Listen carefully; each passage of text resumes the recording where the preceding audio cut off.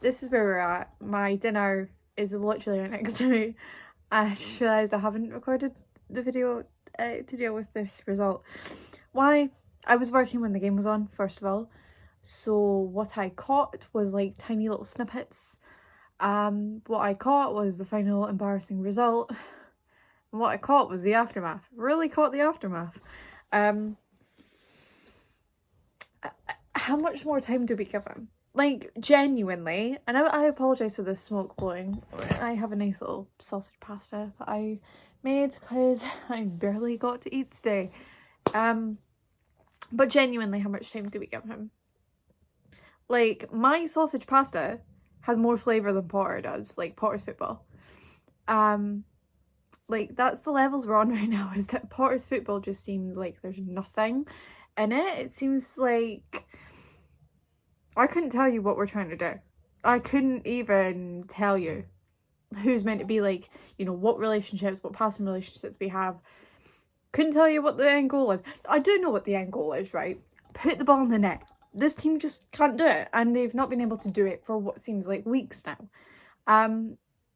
I actually cannot believe that João Felix is going to walk Chelsea's goal of the month. Well, technically, for the men's team, he walks it. But the women's team probably scored about 20, so we have 20 to choose from them. Honestly, I support Chelsea women and Chelsea women only at this point in time because they actually know how to play football. I'm at the point where genuinely, you don't want to sack Graham Potter? Right, Potter can go manage the women's team for a couple of days and Emma Hayes can take over the men's team. Why are we not trying it? Why are we not just letting, like, on the sly, just, on you go, Emma, just, in you go, shout at the lads, teach them some football. I'll give you 1 or 2 sessions and maybe they'll know how to play a game. It's ridiculous. It is fucking ridiculous at this point. We have no more time to borrow anymore. It is getting dire. It is... I don't think people realise. I think on form in the last 6 games or something stupid like this, we're 19th.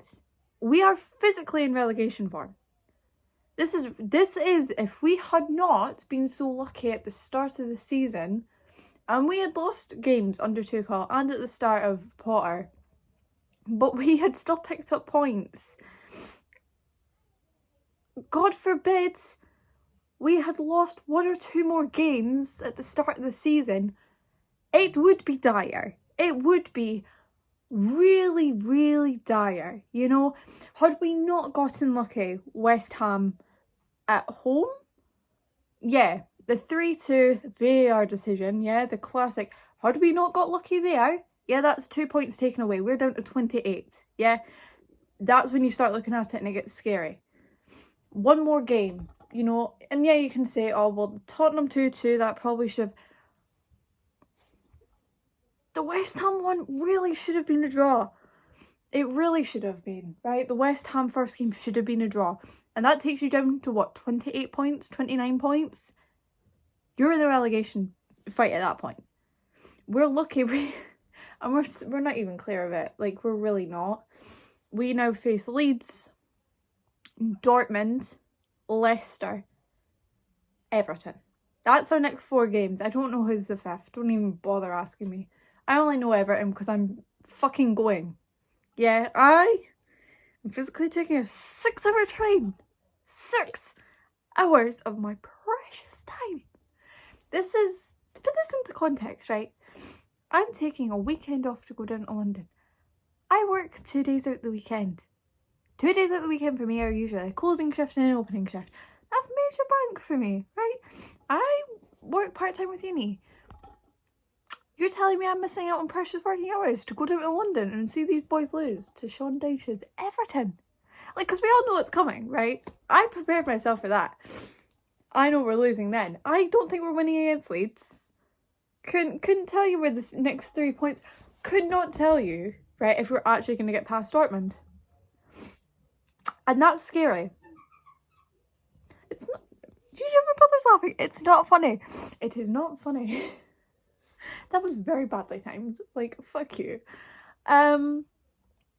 Like, genuinely, how much time do we give him? I fear if we get knocked out the Champions League, if there is a clause in his contract to terminate it without having to pay the compensation, if we get knocked out the Champions League, we will have no choice. We will have no choice but to trigger it.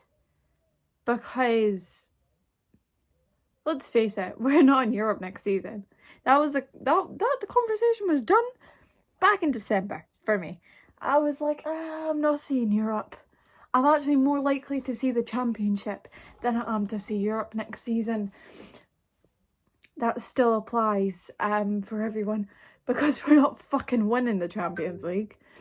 And I can't do it anymore. I know this is like short-term pain for hopefully longer-term gain, but the longer-term gain is no way under this manager. No, I will not hear it. Because why are you making stupid tactical decisions? Substitution decisions is my main thing. We criticised this under Tuchel, right? Didn't make substitutions early enough. Didn't react. It's like Potter does the same. I don't understand it. Why did we wait to bring Aubameyang on? Why did we wait to bring Mudryk on? Why did we leave Kai Havertz on the pitch when this man doesn't score goals? Why is he starting? Like, these are questions we have to ask. Why is Kai Havertz starting? Why is our natural striker not starting? What has happened? Because, first of all, Potter's going around saying he's an important part of the team. Then he gets dropped from the squad completely. And he's not played. So you can't say, oh, he was resting. What are you resting Aubameyang from? Right? And this was last week. And I touched on that in my last review. And then he doesn't start. Like, it makes no sense. We need goals. We need goals. Yeah? I don't think Potter understands. We need that ball in the back of the net. And the only person that I have actually, and this is stupid because he's not played and he's not played well recently when he has played.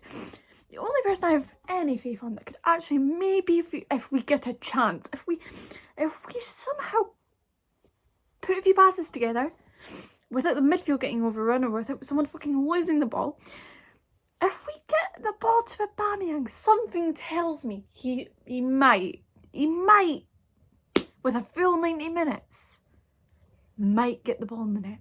And it's just an intuition because, I don't know, he's a striker. It's his job.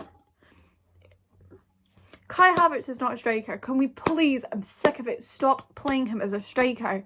I don't care if Potter's system doesn't facilitate a natural number 9. We need goals. Yeah? We kind of need them. We're in a dire situation. Goals equal points, yeah? The more goals you score, the more likely you are to get some points. You know, it's just the name of the game, to quote ABBA. And honestly, yeah, stop playing Kai. Kai needs to go. Yeah, it's done for me. And this is with someone who literally likes Kai Havertz. I really like Kai Havertz, but his time is done. Done, finito. You're done. You're done. You're done. Yeah, you're done. No. Mason Mount. You don't want to sign past 5 years? Go. I'm done. I'm done. I'm done with Mason. I'm done with the Mount saga at this point. I know that Bowley are not going to budge. Like, Bowley and Co ain't going to budge on their contract situation because what they want to do is the whole long-term project thing. They want to go 6 years plus 1. Reece did it. Brozier did it. I think Trevor even got an extra contract extension. I think maybe that was under the previous ownership. But you know, players have done it. All the new signings have done it. Yeah, if Mount's gone. If Mount doesn't sign, and Mount doesn't want to sign 6 years, he's gone. And honestly, good riddance at this point. Take the money and find a better midfielder. Yeah, sort that midfield out. We've bought Enzo, yes, and I think Enzo is an upgrade. But holy fucking shit, is that midfield god awful. Yeah? God fucking awful. I look at it and I compare it to Arsenal's midfield, right? I have to compare it to Arsenal's midfield. Top of the league. Partey, Odegaard, Xhaka. Yeah, no, they don't compare, bro. They're really... Kovacic, yeah? I love Kovacic. I really do, but something's happened in this last season and he's jumped off a fucking 6-foot cliff. Yeah, this man... Pew, off a cliff. Same with Mount. Kai never had any form. I can't even say Kai's jumped off a cliff. Like, I get it, we lost Thiago Silva and that was probably the biggest fucking blow. But why is Koulibaly starting in the first place? Barry Shield, 10 times the defender that Koulibaly is. There's a reason we want to already offload Koulibaly. I don't understand. It's decisions like that. It's literally picking the players. That he's creating his own downfall. I don't understand. Why is he picking an 11 with Kai Havertz as striker, Koulibaly at the back? Make it make sense. I think Ruben Loftus-Cheek started. What? He's creating his own downfall. And if he does not, I repeat, does not win at home against Dortmund, that's the final straw. And this today should be the final straw. You do not lose against Tottenham. You do not. Yeah, you do not lose against Tottenham. But Dortmund, that's my... I'm already done, yeah. We lose against Dortmund, we get knocked out the Champions League, I'm fully fucking done. Fully done. Because I can't justify that. I can't.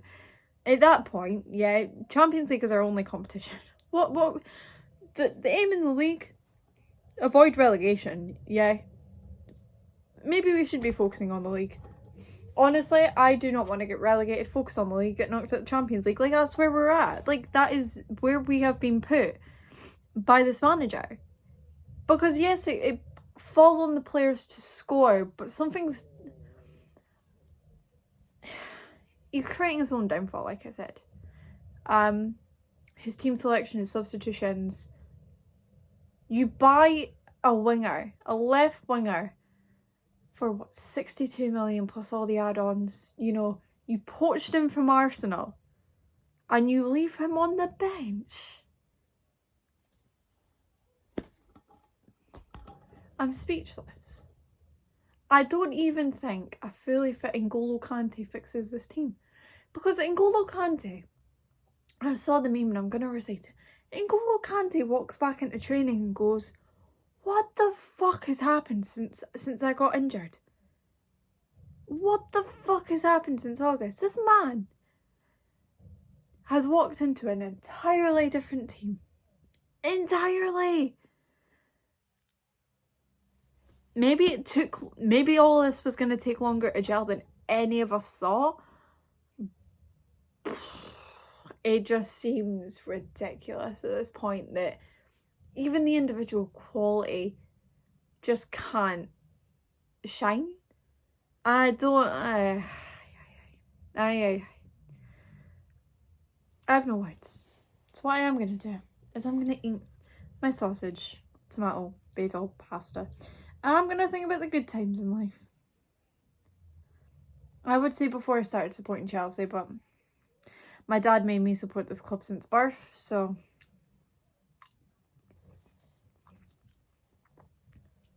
Just think about my time in the womb. That's where we're at. Anyway. Hope you're not as depressed as I am. Maybe you are. If you're a Chelsea fan, you definitely are, and it's just done. Anyone want to buy 2 Chelsea tickets? I paid resale for these. I paid resale. BRB gonna cry. Love you guys. Bye.